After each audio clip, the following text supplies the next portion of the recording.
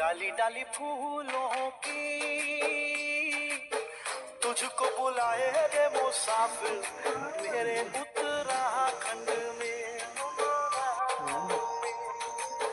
बादलों की ओर के ओढ़नी वादियां गीत सुनाए मीठे मीठे मेरे उत्तराखंड में। चमोली जिले के कई ऐसे गांव हैं जिनकी स्थिति हूबहू ग्राम पंचायत कुराड़ की जड़ामार तोक की ही तरह बनी हुई है। इन दिनों चमोली जिले के कई गांवों की स्थिति लगभग इसी प्रकार की है।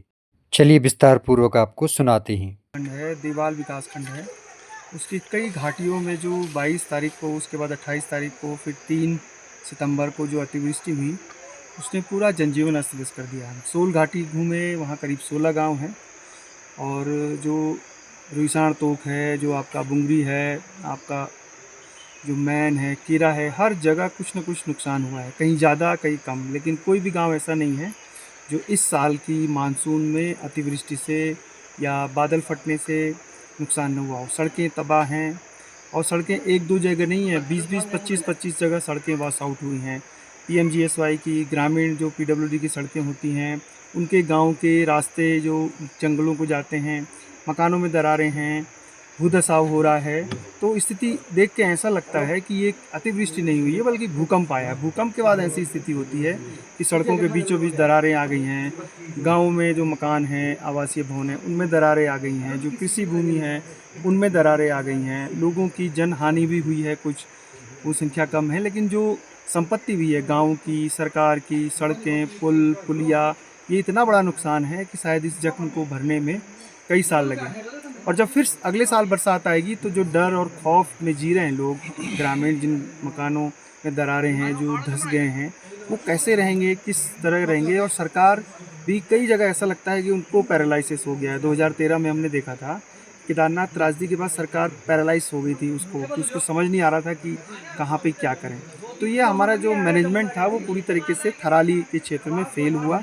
इस पूरे इलाके में सरकार इसका जो नुकसान था, जितने गांव प्रभावित थे, उसका आकलन करने में शुरू से ही फेल हुई। और जिस जगह हम हैं, ये जड़ामार तोक जो कुराड़ ग्राम सभा का, अभी तक यहाँ केवल पटवारी आया है।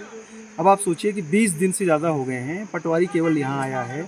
न तो सर्वे की टीम आई, न एसडीएम आया, न जो और विभागीय अधिकारी होते हैं, पीडब्ल्यूडी के, सिंचाई के, फॉरेस्ट के, ये जो रेंज अफसर के अधिकारी होते हैं, जो इतना मोटा पैसा कमाते हैं, 1.5 2-2 लाख जिनकी सैलरी होती है, वो अपने अपने ऑफिसों में बैठ के फ़ोन से प्रधानों को फ़ोन कर रहे हैं कि आपके यहाँ क्या क्या हुआ, और किट भिजवा दे रहे हैं, और वो अपनी इतिश्री मान ले रहे हैं। जबकि एक्चुअल ग्राउंड पे सर्वे करना कि कितना नुकसान हुआ है, ताकि जिले स्तर से शासन को एक्यूरेट प्रस्ताव जाए कि भाई इतना नुकसान हुआ है।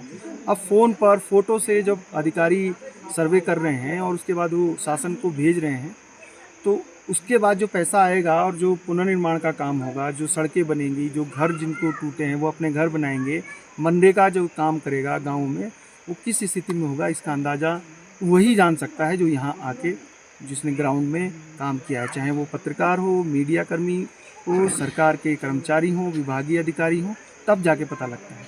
ऐसा हमें दिख नहीं रहा है। सोल घाटी में भी लमोबेश यही स्थिति, पटवारी को भेज रहे थे और यहाँ भी पटवारी से काम चलाया जा रहा है। केडी वर्ड में आज के लिए बस इतना ही।